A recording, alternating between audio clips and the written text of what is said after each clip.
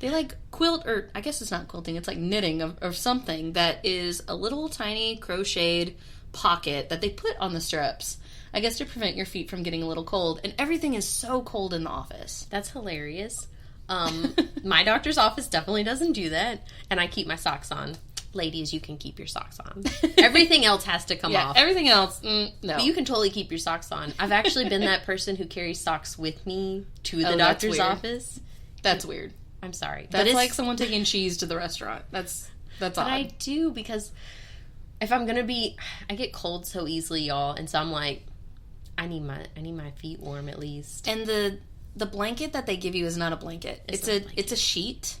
And it's barely a sheet. And sometimes it's semi-see-through. Yeah. It is not there for your comfort. To make you feel better. It literally has no purpose other than you feeling better. Yeah, because, like, you can use it, I guess, to cover your breasts, because the gown's open in the front, so they can access everything, and so you can take this sheet, and if you lay it strategically across your body, yes, you can cover your goods. That's it. But they're all going to get uncovered. They're all going to, the doctor's totally going to be like, whoosh. But it is important that they are doing breast exams. Many individuals may not know, but your regular checkup, your annual, your physician should be checking your breast for lumps. Absolutely. And with that... Yeah, it's your first line of defense. So, the only way you're going to get a mammogram is through your OBGYN. Somebody has to recommend it, right? And so we all carry certain risk factors within our family history and DNA and all those fun things that we don't have time for today. But my family carries breast cancer. It's just a genetic trait, right? My mom's had breast cancer. My grandmother had breast cancer. I've had aunts who had breast cancer. And it's on both sides of the family. So I can't be like, well, it's just my dad's side or it's just my mom's side. No, it's literally... I'm getting it from all directions, right? So I'm at a higher risk because my mom was diagnosed when she was 45 with breast cancer. She had both breasts removed, and so she's got nice fake titties now. Those girls don't sag, in case y'all are wondering. They're nice. I wish I had that. I am not that age. No. But she only found that out because she goes to her annual checkup, right? You go in, whether you're getting your pap smear or not, because pap smears, by the way, you don't have to get them annually unless you're high risk for cervical cancer or they have irregularities in your pap smears. Like you go in and they're like, something seems a little off, we're going to check it again next year. And then next year it could be normal. Or if they do biopsies. Or if they do a biopsy, they'll check it more regularly. But usually, your pap smear's every 3 years, which is kind of nice. You don't get the, what do they call it, the thing they stick in, this... Speculum? Thank you. I was going to call it a spatula. By the way, that's really cold. Did I mention everything is cold? I was going to say spatula, and I was like, that's not the right word. Speculum sounds better. Thank you. Yeah. Thank you for that one. So, but your breast examination every year is very important, and so you need that every year. So every year you should go and follow up with an OBGYN or your family practitioner and have that checked because... And you personally should be checking once a month. Yes, you should. I'll be honest, I'm not really good at that. I know I should. I check it like when I think about it, which is probably like every 3 or 4 months. I have problems deciding what lump is fatty breast tissue because, like I said, I'm not tiny up there. Well, I have that going for me. I'm a little bit smaller in the top side. I don't know what is lumpy because of that, or, is this something that could turn into something? Like, what is squishy? Yeah. What level of squishy are we looking at? Yeah. But checking it regularly, I think, is supposed to, like, help determine. But you should. See if that squishy area changes. Ask your doctor. Let them check it, then you check it, and you can ask them questions. I think that's the most important part. Hard nodules are what we're looking for. I think that's exactly what we're looking for. I've actually had a breast biopsy done. They're extremely terrifying in theory, but in reality, they just stick a giant needle in your boob and pop out a piece of tissue. Well, there you go. It was painful in the moment, and it was terrifying up until that point, but once you realize it's a 2-second procedure, and they do numb it, which is really nice, it's in and out. You're like nothing. But I have had a mammogram done because I'm high risk, right? So mammograms are super simple. They go in, they press your boob between some plates. People make it sound like it is the worst thing you could go through. It's not. Tip that I will give you is do not wear deodorant to your mammogram because they will make you take it off. Oh. Oh, I did not know that. I didn't know that either. And I had asked people. See, this is why we have to talk. Well, I asked people because I'm like, what do I expect going into a mammogram? I'm a young lady going in for a mammogram. So I asked some of the older women in my office, hey, have you had a mammogram done? And of course, they're all like, of course we have. So they tell me about it, and I'm like, oh, it sounds terrible. And I go in, and the lady's like, here's some wipes. Take off your deodorant. And I was like, what?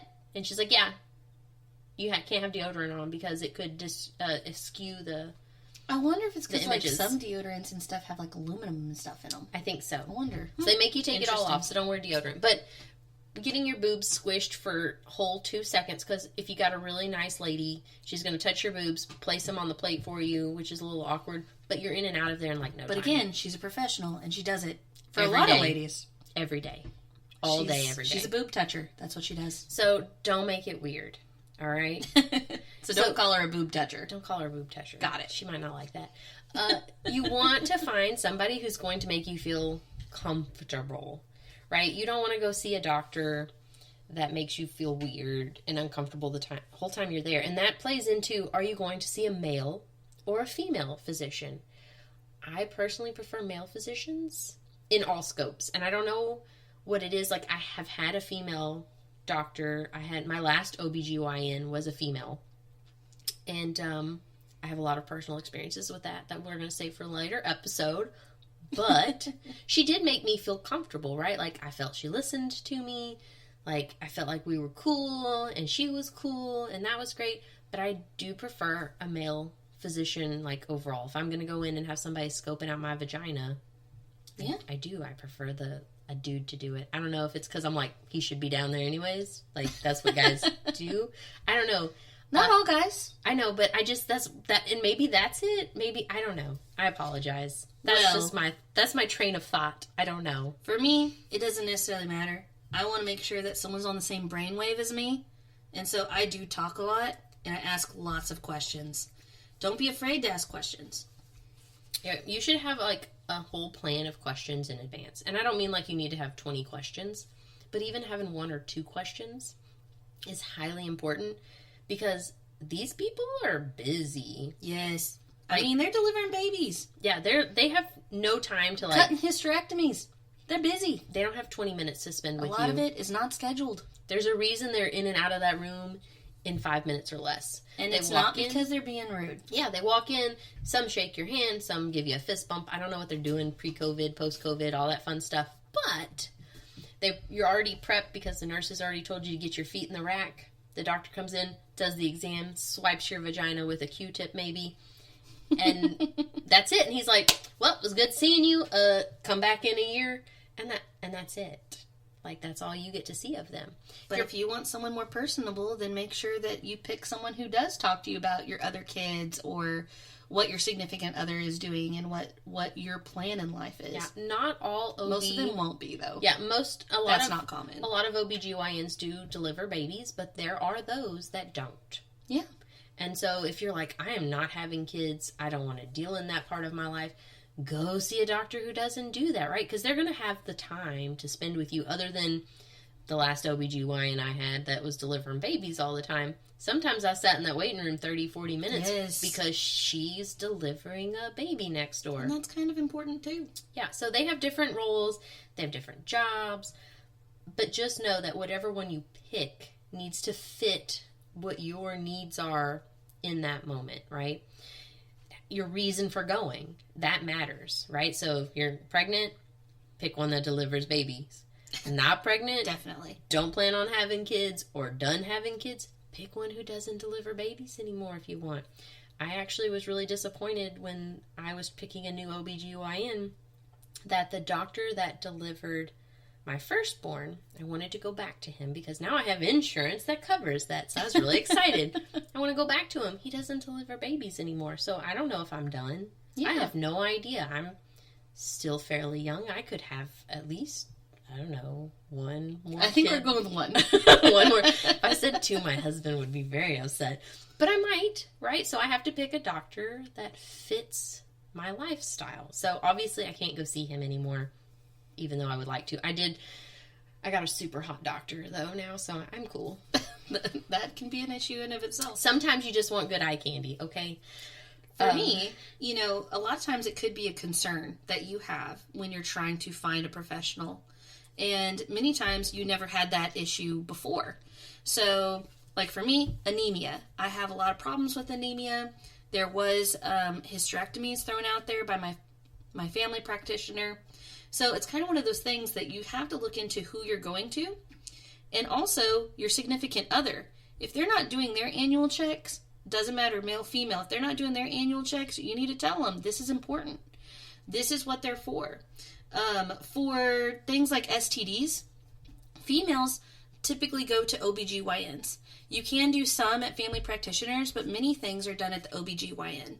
For males, they tend to go to sometimes a dermatologist, which is interesting enough. So if it's outside the realm of a family practitioner, they might get taken to a dermatologist, which is just a fun fact that I found out. Yeah, I just learned that today. I didn't know that was a thing. I don't think, obviously hopefully my husband doesn't have a whole lot of STDs he's having to go get checked for, but I would have never. You can also go to a urologist. It all depends on the one that they have. I just never It's just thought interesting. of that. Yeah, that theirs is a lot more complicated. Yeah, my husband just goes to our primary physician, and so I find that interesting. I didn't know you could get referrals to go do that if that's a thing. So be sure you're ready to discuss the concerns, right? Are you sexually active? You won't have your first pap smear till you're 21 in most instances unless you're sexually active. And like I said, they're generally every 3 years. I did Google this, FYI. In Texas, we have a very high teenage pregnancy rate, so that's why we bring it up. Yeah, we want to make sure that if you're sexually active, you go get your shit checked out. Yes, please. U.S. Preventative Services Task Force, apparently, that is a legit thing. It's on a website. They have a whole list of recommendations of checkups and age groups and what is your risk factors, right? Like I said, I've got breast cancer being number one. I'm sure there's other things I could probably think of and list off, but they don't really pertain to this. But why are you going to your doctor, right? So get your risk factors done. Make sure your doctor is highly aware of your risk factors. Like, I would have never gotten a mammogram if I hadn't told my doctor that, yeah, my mom had breast cancer and have a double mastectomy at the age of 45. And different cancers, like cervical cancer, also have risk factors, if you didn't know. Yeah, you want to get that shit taken care of as soon as possible because it can spread. It can spread. And what if you're wanting to have children too? You could still have children and have had cervical cancer. Like, it's a thing. Like, you can move past that, right? You can get treatment options. If you get it early enough. But you have to get your checkups. That's important. Otherwise, it all goes out the window because then it becomes situational and you just wish for the best. So go to the doctor. Also, something you can discuss with your OBGYN is birth plans. Like, I feel like that's not discussed enough. That women don't realize you have a choice in how you want to have your baby.